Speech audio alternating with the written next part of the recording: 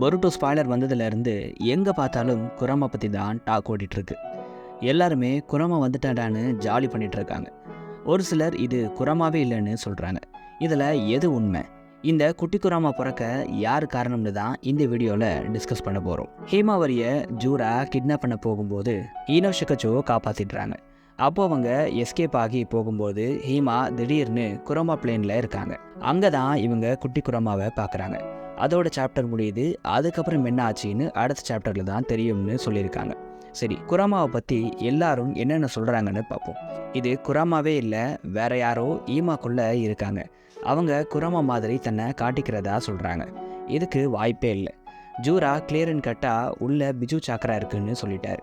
அடுத்து நருட்டோக்குள்ளே இருந்த அதே குராமா தான் ஈமாக்குள்ளேயும் இருக்குன்னு சொல்கிறாங்க. இது எப்படி வந்துச்சுன்னு அதுக்கும் ஒரு ரீசனும் சொல்கிறாங்க. சீரீஸில் இந்த டெய்ல் பீஸ்ட் பற்றி நிறைய விஷயங்கள் சொல்லியிருப்பாங்க. அதில் ஒரு விஷயம்தான் செப்பரேட் டெய்ல் பீஸ்ட். அதாவது ஒரே டைமில் ஜிஞ்சுரிக்கி கிட்ட இருந்து பெரிய சாக்கராவை மூவ் பண்ண அந்த லார்ஜ் சாக்கரா ஒரு டெய்ல் பீஸ்டாக உருவாகும். இதை தான் செப்பரேட் டெய்ல் பீஸ்ட்னு சொல்லுவாங்க. ஆனால் பேரியன் மோட் ஃபைட்டில் தெளிவாக சொல்லிட்டாங்க, குரமா அதோடைய சாக்கராவை ஃபிசிக்கல் ஃபார்முக்கு கொண்டு வந்துருச்சு, நருட்டோவை ப்ரொடெக்ட் பண்ணிருச்சு, கடைசியில் அந்த சாக்கரா வேனிஷ் ஆகிருச்சுன்னு கூட கன்ஃபார்ம் பண்ணிட்டாங்க. சரி, அப்போ எப்படி தான் இந்த குரமா வந்துச்சுன்னு கேட்குறீங்க, அதானே? இந்த குட்டி குரமாக்கு காரணம் கவாக்கி தான். பதறாதீங்க, நான் சொல்ல வர்றது என்னென்னா, நருட்டோவுடைய குரமா இறந்து போச்சு, அது மாற போகிறது இல்லை. குரமா மறுபடியும் வர்றதுக்கு வாய்ப்பே இல்லை. ஒருவேளை வந்தாலும் அதுக்கு பல வருஷங்கள் ஆகும்னு சொல்லியிருப்பாங்க. அதுவும் உண்மைதான்.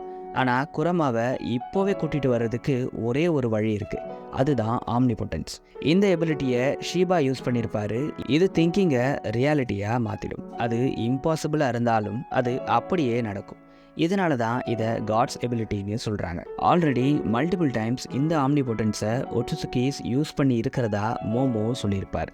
இந்த எபிலிட்டியை ஐடா தான் இப்போது பொசஸ் பண்ணுறாங்க. எனக்கு தெரிஞ்சு கவாக்கி ஈமாவுடைய ப்ரொடெக்ஷனுக்காக இந்த டெய்ல் பீஸ்ட்டை ஈமாக்குள்ளே வர மாதிரி ஆம்னிபொட்டன்ஸ் பண்ண சொல்லியிருக்கலாம். இப்படி பண்ணால் கண்டிப்பாக குரமா ரிட்டர்ன் ஆகும். ஆனால் இதுலேயும் ஒரு டவுட் இருக்குது. இதுபடி பார்த்தா கூட டேமன் கவாக்கிக்கு ஆம்னிபொட்டன்ஸ்னு ஒன்று இருக்கிறது தெரியறதுக்கு முன்னாடியே ஈமாக்குள்ளே இருக்கிற இந்த பவரை சென்ஸ் பண்ணியிருப்பார். அது எப்படின்னு யோசிக்க தோணுது. ஒருவேளை இதுக்கு பின்னாடியும் அமோடோ இருக்கலான்னு கூட ஒரு தாட் இருக்குது. எது எப்படியோ ஈமாக்குள்ளே குரமா வர இருக்க ஒரே ஒரு வழி இதுதான். இது கன்வின்சிங்காக இருக்கா? உங்களுக்கு என்ன தோணுது? உங்களுடைய தாட்ஸை கமெண்ட்ஸில் சொல்லுங்கள்.